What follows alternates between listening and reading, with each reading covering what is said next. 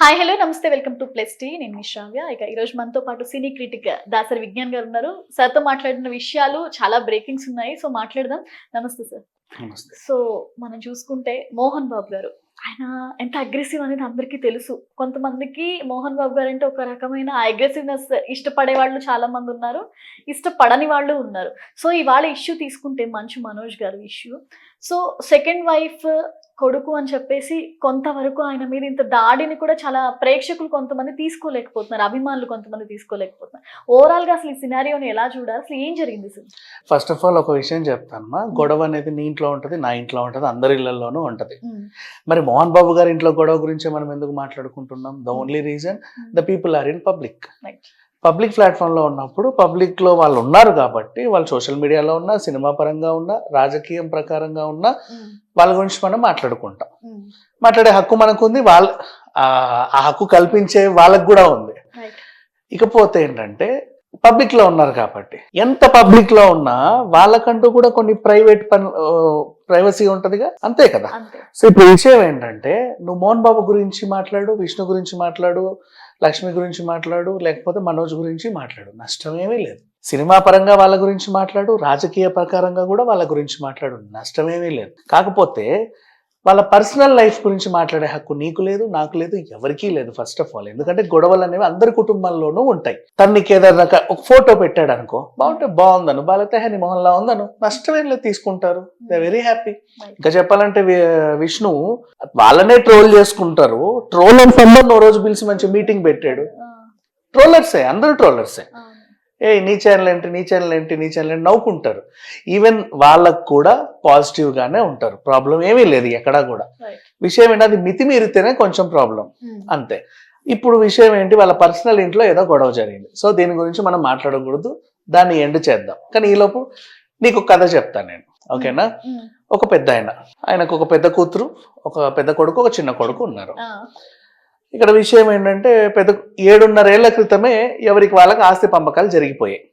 తదనంతరం నువ్వు తీసుకో ఇచ్చేసాడు. ఇకపోతే దీంట్లో వీళ్ళకున్న ఆ పెద్ద కొడుకు పెళ్లి చేసుకున్నాడు. ఆ అమ్మాయి ఏమో అప్పుడు ఒక పెద్ద రాజకీయ పార్టీకి చెందినటువంటి నాయకుడికి సంబంధించినటువంటి పార్టీ, వాళ్ళ కుటుంబ సభ్యుడే, ఓకేనా? పెళ్లి చేసుకున్నాడు. సో ఇప్పుడు ఆ పార్టీకి ఈయన అల్లుడు అయిపోయాడు. తర్వాత చిన్నోడు ఏం చేసుకున్నాడు, నేను కూడా ప్రేమిస్తాను నాన్న అని బయటికి వెళ్ళేసి ఒక అమ్మాయిని నాన్న ప్రేమించాను అని చెప్పాడు. ఎవరిని ప్రేమించావని తొంగి చూస్తే ఈ పార్టీకి అపోజిషన్ అయినటువంటి పార్టీ, అది కూడా పెద్ద పార్టీయే, సంబంధించినటువంటి అమ్మాయిని తీసుకొచ్చి పెట్టాడు. పార్టీ పరంగా మనకి సెట్ అవ్వదు, కులము, గతాలు, గోత్రాలు, నక్షత్రాలు, రాసులు ఏవి చూసినా సెట్ అయ్యి చావట్లేదు. వద్దు, లేదు నాకు కావాలి. అలా గొడవ, నువ్వు మాట వినట్లేదు అని చెప్పేసి ఏం చేశాడు, బలవంతంగా ఒకరికి ఇచ్చి పెళ్లి చేశాడు. బలవంతమో లేక అంగీకారమో తర్వాత సంగతి. పద్ధతి గల కుటుంబం నుంచి ఒక అమ్మాయిని తీసుకొచ్చి పెళ్లి చేశాడు. ఇంట్లో ఉండు సక్రమంగా అని. ఆవిడతో మొహం చూసింది లేదు, మాట్లాడింది లేదు, నవ్వింది లేదు. ఆమె ఏంటంటే ఏదో పెళ్లి చేసుకొని ఇట్లా ఉన్నా అన్నట్టు ఉంది. ఈయన ఏం చేశాడు, ప్రేయసి నాకు పలానా ఇంటి వాళ్ళతో పెళ్లి చేశాడు, అయినా సరే నేను నిన్నే ప్రేమిస్తున్నానని చెప్తే ఆవిడకు కూడా ఒళ్ళు మండి ఇంకొకరిని చేసేసుకుంది. విషయం ఏంటంటే, అయ్యో నువ్వు అలా పని చేసావా, ఉండు నేను విడాకులు ఇచ్చేస్తా అని చెప్పేసి వాలంటరీగా ఆ పిల్లే విడాకులు ఇచ్చేసి యుఎస్ వెళ్ళిపోయింది. మీకు దండం అని. పెళ్ళైతే చేసావు, నా మొహం చూడట్లా, నా దగ్గరికి రావట్లా, ఎందుకు, నాకు అవసరం లేదని. ఇక ఆ ప్రేయసి ఏం చేసింది, నా ప్రియుడు ఎలాగూ విడాకులు తీసుకున్నాడు కదా, నువ్వు కూడా పో అని చెప్పి ఆయనకి విడాకులు ఇచ్చేసింది. వీళ్ళిద్దరు కలిసి బెంగళూరులో ఎప్పటి నుంచో సంసారం పెట్టారు. ఒక బాబు కూడా ఉన్నాడు. అండ్ అలా కార్యక్రమం, ఏదో ఒక రోజు పెళ్ళి అవ్వాలి. ఇది జరుగుతున్నంత కాలం ఇంట్లో గొడవలు వీళ్ళకి. టైంకి అనుకోకుండా ఒక రోజు ఏమైందంటే, ఈ వేరే పార్టీకి చెందినటువంటి ఆమె అప్పుడు ఓడిపోయి ఉంది ఆ పార్టీ వాళ్ళు. నెక్స్ట్ ఎలక్షన్ వాళ్ళ కీలకం. ఎందుకంటే అక్కడ వాళ్ళ అక్క నిలబడుతుంది, వాళ్ళ అక్కతో ఏ పార్టీలో వాళ్ళు ఉన్నారో అదే పార్టీకి చెందిన ఇంకో వర్గం వీళ్ళని వ్యతిరేకిస్తుంది. అక్కడే పెద్ద యుద్ధం వీళ్ళకి. ఈ ఎలక్షన్ లో నాకు ఓటేయమని నువ్వు 10,000 ఇస్తే వాళ్ళకి వెయ్యొద్దు అని 15,000 ఇస్తున్నాడు ఆ పార్టీ ఓడే, అక్క పార్టీ వాళ్ళకి సంబంధంలా. మళ్ళీ అలాంటి కీలక సిచ్యువేషన్ లో నేను పెట్టే పావులకి ఇంకో 10 పైసలు ఎక్కువ కావాలి. ఎవరిని అడిగితే బాగుంటది, చెల్లి తెస్తావా అని అడిగింది, ఇస్తావా అని అడిగింది. ఓకే ఇస్తాను అన్నాడు. ఇక్కడ అన్న అడ్డుపడ్డాడు. విషయం ఏంటి, నాన్నగారు ఉన్న నీదే ఆస్తి, నేను కాదన్నట్లా, నువ్వు అనుభవించు, దున్నుకో, రెంట్కి ఇచ్చుకో, ఏమన్నా చేసుకో, కానీ అమ్మడానికి లేదు. మధ్యలో ఇంకో తలకాయని ఊహించొద్దు. ఇంకా నాన్నగారు ఉన్నంత వరకు ఆయనకు అదంతా కనబడాలి, అది ఉండాలి. ఆయన సంపాదించి పెట్టాడు మనకి. అమ్ముతా గిమ్ముతా అంటే కుదరదు. బానే ఉన్నావుగా ప్రెసెంట్, 3 పూట్లు బాగానే తింటున్నావు, ఏమన్నా చిల్లా చితికా అవసరాలు ఉంటే అడుగు, ఏమన్నా తీసుకెళ్ళు. అట్లాంటి ఇట్లాంటి అమ్ముతాను, అది చేస్తాను, ఇది చేస్తాను, నో, డోంట్ డూ దట్. ఆయనకు కంప్లైంట్ ఉంది. ఏది మంచి అంటే ఇప్పుడు ఫర్ ఎగ్జాంపుల్ ఏంటంటే పనికొచ్చేవన్నీ వాళ్ళు తీసుకొని పనికిరానివి నాకు ఇచ్చారు అని కూడా ఒక కంప్లైంట్ ఉంది. ఏది పనికొచ్చినా ఏది పనికి రాకుండా ఆస్తేమో అన్ని పనికి వస్తాయి ఎప్పుడైనా సరే, అది గుర్తుపెట్టుకో. సో ఇందుకున్నందుకు ఆయన సైలెంట్ అయ్యాడు. మళ్ళీ అక్కడ లేదు కావాలి, ఎలక్షన్లు దగ్గర పడుతున్నాయి, ఖచ్చితంగా కావాలి, లేదురా నాకు కావాలి, నేను అమ్మేస్తాను, ఒరే అని చెప్పేది గల్లా పట్టుకున్నారు, రచ్చకెక్కారు. అది ఎప్పుడో సరే ఇదంతా ఒక రియాలిటీ షో, అది ఒక కెమెరా చూడు అని చెప్పేసరికి సద్దు మణిగిపోయింది. నెక్స్ట్ ఆ తర్వాత ఏం జరిగింది, వీళ్ళకి ఇంకా పెళ్లి చేసుకుంటామన్నారు, చేసేసుకున్నారు. ఈ పెళ్లి దగ్గరుండి అక్క జరిపించింది. అక్క ఎందుకు జరిపించావు అంటే ఈ అక్కకి ఈ పెద్ద కొడుకు భార్యకి మాటలు లేవు 7 ఏళ్ల నుంచి. మళ్ళీ వీళ్ళకి కూడా ఈవిడ చిన్నోడికి సపోర్ట్ చేసి దగ్గరుండి పెళ్లి జరిపించింది. నాన్న మీరందరూ ఉంటే బాగుంటుంది. నాకు మోహన్ బాబు గారి గురించి సంబంధం లేదు, నేను ఒక కథ చెబుతున్నా. నేను వాళ్ళ ఫ్యామిలీ గురించి మాట్లాడే హక్కు నీకు లేదు, నాకు లేదు, ఎవరికి లేదు. నేను ఒక కథ చెప్తున్నా. సో వాళ్ళు కూడా అని అన్నారు తర్వాత. బట్ ఆ పెద్ద ఆయనే దగ్గరుండి హల్దీ ఫంక్షన్ దగ్గరుండి అన్నిట్లోనూ తను ఉన్న ఇన్వాల్వ్మెంట్ ఉన్న విషయం మనం ఆల్రెడీ చూసాము. అండ్ మొదటి పెద్దన్నయ్య ఎవరైతే ఏ భార్యనైతే చేసుకున్నాడో ఆ భార్యకు సంబంధించినటువంటి కుటుంబీకులకి మనకి పడదు అనే ఒకటి మైండ్ లో పెద్దన్నయ్య పెట్టుకున్నాడు. కానీ అలాంటిది ఏం లేదు అని ఆ పార్టీకి చెందినటువంటి వాళ్ళ తల్లి కూడా వచ్చి దగ్గరుండి వివాహం జరిపించింది. సో అలాంటివి ఏమీ లేవు, బేసికల్లీ వాళ్ళ మైండ్ లో ఉన్నాయి అంతే. బట్ 7 ఏళ్ల నుంచి మాటలు ఏమీ లేవు. ఏదైనా జరిగిందన్నా కూడా ఖచ్చితంగా ఉండాలంటే ఇట్లా ఒకరు అట్లా ఒకరు కూర్చునేవాళ్ళు. బట్ వ్యవహారం జరిగిపోయేది. అంటే మన ఇంటి గొడవ గడప దాటనీయొద్దు అనేది వాళ్ళ ఇది. ఇట్లా ఉన్న టైంలో ఇప్పుడు ఏమైంది, ఎందుకు అవసరపడిందో ఏంటో తెలియదు, చిల్లర కావాలి అర్జెంట్ గా. ఇప్పుడు తెర మీద మనం చూసే కథలో బయట వాళ్ళకి ఎలా ప్రొజెక్ట్ అయిందంటే ఈ పెద్దోడు పెద్ద సైకో, చిన్నోడు పాపం ఎంత మంచోడో, వీళ్ళందరూ కలిసి ఎప్పుడు ఆయన చిత్రహింసలు పెట్టి పెట్టేస్తారు అంటారు. ఇది తెర వెనుక జరిగేది ఏంటో తెలుసా, పెద్దోడు ఇంట్రో ఎవరితో మాట్లాడి ఎక్కడికి పోడు, నేను నాన్న వల్లే నేను, నాన్న కోసమే నేను అని ఆయన. వీళ్ళు ఏంటంటే ఎక్కడ పడితే అక్కడికి వెళ్తారు విచ్చలవిడిగా. తాగేసి వచ్చి తలుపులు దంతాడు చిన్నోడు, పెద్దోడు అన్న ఎప్పుడు చేయలా. ఇలా తాగి తలుపులు తన్ని చాలా సార్లు నాన్న రచ్చ చేశాడు. ఈ విషయం బయట జనాలకు తెలియదు. బేసిక్ ఇష్యూ ఇది, అసలు తెలియదు బయట వాళ్ళకి. బయట వాళ్ళు ఏంటంటే అక్క తమ్ముడు కలిసి ఈ అన్న ఒక జోకర్ లాగా వాళ్ళ సర్కిల్లో క్రియేట్ చేశారు. వాళ్ళు కూడా యథేచ్ఛగా ఈయన ఒక జోకర్ అనేలా చూశాడు. ఈయన కూడా పోతే పోనీలే, నా పని నాది, ఎవడేమనుకుని నాకు అనవసరం, డీసెంట్ గానే ఉన్నాడు. అందులోనూ ఏమి అవ్వాల. ఇక్కడ బయటకు ఉల్టా పోట్రే అయింది యాక్చువల్ చెప్పాలంటే. ఇప్పుడు సేమ్ అలాగే వచ్చి అక్కడ అదేదో ఉంది. దాన్ని పెద్ద ఆయన ఏం చేశాడు, ఇది మీరు చూసుకోండి అని చెప్పి ఒక మనిషిని పెట్టాడు. ఇది నాది అని వెళ్ళి ఆయన తలుపులు తన్నేసి వచ్చావు. మీరు ఇట్లా తలుపులు తన్నడానికి లేదు, ఇది నా అండర్ లో ఉంది, ఎందుకంటే నాకు ఒక ఆయన ఇచ్చాడు, నేను ఆయన కొడుకు, నా ఇష్టం. నువ్వు అంత కొడుకు అయితే వెళ్ళి ఆయన దగ్గరికి వెళ్ళి ఇది నాది అని పత్రాలు పట్టుకురా, అప్పుడు నా దగ్గర కూర్చో అనేసరికి ఈగోకి వెళ్ళి నాకు పత్రాలు కావాలని వెళ్ళాడు. ఇప్పుడు అట్లాంటి ఏమీ కుదరవు అని చెప్పేసి అక్కడ ఉన్నటువంటి వాతావరణం ఇక్కడికి వచ్చేసి నేను ఏంటంటే గల్లబట్టి తెన్నాడు. ఎవరైనా సరే నీ మీదికి ఎవడన్నా వచ్చి 4 కొడితే నువ్వు నీ మనుషులు కూడా 4 కొడతారు. అది ఏ గొడవైనా కామనే, నువ్వు ఎక్కడి నుంచి వచ్చారనే తర్వాత సంగతి. అలా ఒక గొడవ జరిగింది. ఆ గొడవలో మెడ తొడ నడుము కొంచెం ఏదో అయ్యింది కదా అని చెప్పేసి ఇప్పుడు ఏంటి, ఈయనకున్న అలవాటు ఏంటంటే ఇంటికి పరువు ఎప్పుడు రచ్చకీడుద్దామనే ఉంటాడు. ఏదన్నా అయ్యిందా నువ్వు గిల్లేవా వెంటనే టిట్టని ఫోన్లు చేసేస్తాడు. అలా చేయకూడదు.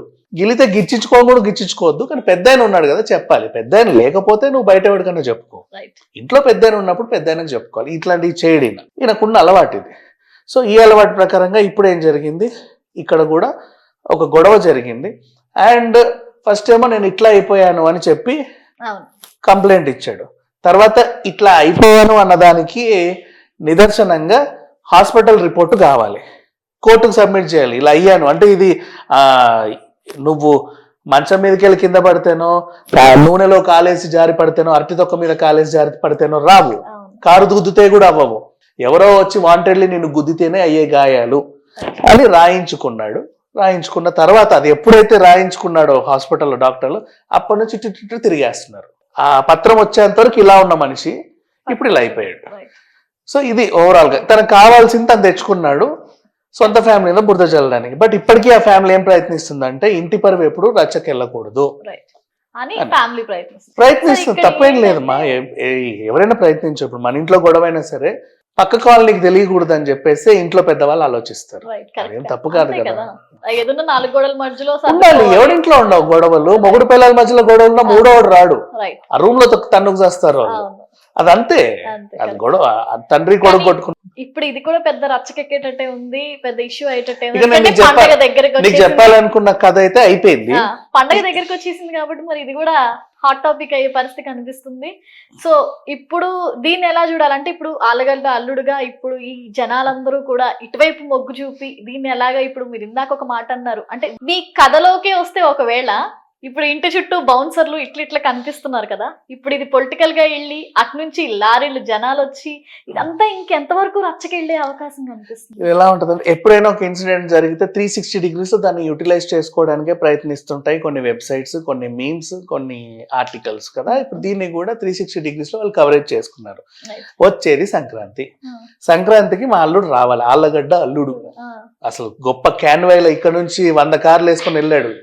అడుగడుగున టపాకాయలు హోర్డింగ్లు మా అల్లుడు అని పెద్ద నీరాజనం పట్టారు వాళ్ళు. అలాంటి అల్లుడు నెక్స్ట్ ఈ సంక్రాంతికి రావాలి. సంక్రాంతి ఇంకా మహా అయితే కూతబెట్టి దూరంలో లేదు. ఈ టైంలో అల్లుడు మెడిరిగింది, తొడిరిగింది, కాలిరిగింది, నడుమిరిగింది అని తెలిసింది. వాళ్ళు ఎలా ఉంటారు? ఫస్ట్ బాధపడతారు. నెక్స్ట్ నెంబర్ 2, ఆళ్ళగడ్డ అనే ప్రాంతం ఏంటంటే అవతలోడు ఏం అనకపోయినా సరే ఏం రా అట్లా చూస్తున్నావు అనే టైప్, కొంచెం అగ్రెసివ్. పైగా ఈయన ఎవరింటికైతే అల్లుడయ్యాడో వాళ్ళ చరిత్ర మొత్తం ఫ్యాక్షనిస్ట్ కుటుంబం లాగా అక్కడ చెప్పబడతా ఉంది. ఈ టైంలో వాళ్ళ ఇంటి బయట వాళ్ళ మనిషిని ఎవరన్నా అంటేనే బాంబులు ఇసిరే మనుషులు. అలాంటిది సొంత ఇంటల్లుడి జోలికి ఎవడన్నా వస్తే ఎందుకు ఊరుకుంటారు? సో దీనికి కారణం పలానా ఆయన అని వీళ్ళందరూ తీయండ్రా బండి, ఎత్తండ్రా కత్తి అని చెప్పేసి బండ్లు శంషాబాద్ పరిసర ప్రాంతాల్లోకి వెళ్తాయి అని చెప్పేసి ఒక వార్త. బట్ అట్లాంటిది ఇవన్నీ సినిమాలో చూస్తామే తప్ప అలా జరిగేదేం లేదు. కానీ అక్కడ సెక్యూరిటీని ఎందుకు ఉంది అలాంటప్పుడు అని అడిగితే, మన ఇంట్లో నిన్నగాక మొన్న ఒక దొంగతనం జరిగింది. ఇంటి డ్రైవరే పట్టుకెళ్ళాడు 10 లక్షలు మొన్నే. దాని తర్వాత ఇప్పుడు ఇంకో ఇన్సిడెంట్ జరిగింది. ఇంటి మనిషిని ఎవరో వచ్చి కొట్టారు. ఇంటోడో బయటోడో తర్వాత సంగతి. ఇంట్లో వార్తలకు ఎక్కే సంఘటనలు జరుగుతున్నాయి కాబట్టి అలాంటివి జరగకుండా ఉండేలాగా సెక్యూరిటీని పెట్టుకున్నారు. తప్పే ఉంది. ఇప్పుడు ఈ గొడవ జరుగుతున్నప్పుడు ఒకరు దుబాయ్ లో ఉన్నారు, ఒకళ్ళు ముంబైలో ఉన్నారు. సో మొత్తానికి ఏదైతేనే హుటాహుటిన రావడం జరిగింది. సో ఈ దుబాయ్ లో ఉన్న ఆయన వచ్చాడు, ఇప్పుడు ముంబైలో ఉన్న ఆవిడ వచ్చి ఆస్తిలో నాకు కూడా వాటా ఉంటుంది, ఇప్పుడు ఈ ఆస్తి గురించి ఈవిడ కూడా కొట్లాడే పరిస్థితి కనిపిస్తుంది. సో ఇది ట్రయాంగిల్ అయిపోయేలాగా అనిపిస్తుంది. ఒకరు మేం వేశారు. ఇప్పుడు పెద్దరాయుడు సినిమాని ఎంతమంది స్పూఫ్ చేశారు? మొన్న కొబ్బరి మట్ట కూడా అంతేగా స్పూఫ్ చేశారుగా. స్పూఫ్ చేస్తానే కార్టూన్ టైప్ ఆఫ్ మీమ్. ఈ పక్క చిన్నోడిని ఈ పక్క పెద్దోడిని పెట్టి మధ్యలో పెద్దరాయుడిని పెట్టేసి ఆస్తి నాది కాదు నాది అని వీళ్ళు కొట్లాడితే మీ ఇద్దరిది కాదు నాది అని ఆవిడ మొహం వేసారు. ఆర్టికల్ కి సంబంధించి ఇంకో ఆర్టికల్ ప్రచురితం అవుతుంది జస్ట్ బయట. మేమ్ కి సంబంధించిన న్యూస్ రాశారు అంతే, నిజంగా అదేం జరగల బేసిక్ గా. సరే, మీకున్న అనాలిసిస్ అంటే మీకున్న సినిమా పరిచయాలతో చూస్తే అసలు మోహన్ బాబు గారి ఇంట్లో ఇప్పుడు ఇవి సెకండ్ వైఫ్ అవడం వల్ల సో మనోజ్ విషయంలో ఏదైనా చిన్న ఇష్యూస్ రావడం జరిగిందా అంటే ఏదైనా తక్కువ చూడడం అట్లాంటివి ప్రేక్షకుల్లో కొంతమంది ఏంటంటే సెకండ్ వైఫ్ కొడుకు కదా అని కొంచెం చిన్న చూపు చూస్తున్నారేమో అని కొంతమంది సానుభూతి వ్యక్తం చేస్తున్న పరిస్థితి కూడా కనిపిస్తుంది. నిజంగా అలాంటి సిచ్యువేషన్ ఉందా? మా సెకండ్ వైఫ్ అంటే ఆవిడ ఎక్కడి నుంచో రాలా. ఏ వర్షాకాలం సాయంత్రమో మెరుపు మెరిస్తే ఉరిమితే రాలా. ఆవిడ సొంత చెల్లి, భార్యకి సొంత చెల్లి, అదే కుటుంబం, అదే రక్తం, ఇంచుమించు అదే మొహం. ఇంకా చెప్పాలి అంటే ఏముంది దీంట్లో? నువ్వు ఎక్కడి నుంచో ఉరుమో మెరుపు వస్తే నీ ఇంటి పేరు ఎదురా అని పుష్పరాజుని అజయ్ అన్నట్టుగా నువ్వేదో చెప్పొచ్చు. ఆ కథ వేరే. అలా రాలేదమ్మా. ఇంటి మనిషి, అదే బ్లడ్. దాన్ని ఎందుకు ఇలా తక్కువ చూడటానికి? నువ్వు ఆస్కారం ఉన్నా కూడా అంటే వీళ్ళంతా సినిమాలు చూసి అలా అడుగుతున్నారు. అదేంటిది మొదటి పిల్లల్ని ఇలా చూస్తారు, రెండో పిల్లల్ని సరిగ్గా చూడరు అనేవి సినిమాల్లో.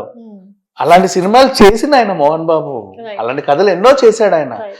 బట్ అవేం ఉండవు. ఇక్కడ జరిగింది ఏంటి, అదే బ్లడ్, ఆవిడ ప్రాణం పోయితే అదే రూపంలో ఇంకొక ఆవిడ వచ్చింది అదే కుటుంబానికి. మరి ఇంకా ఏముంటది అలా ఎక్కువ తక్కువ చేయడానికి ఏముంటది చెప్పు. రైట్ మరి right thank you so much sir. Right thank you so much.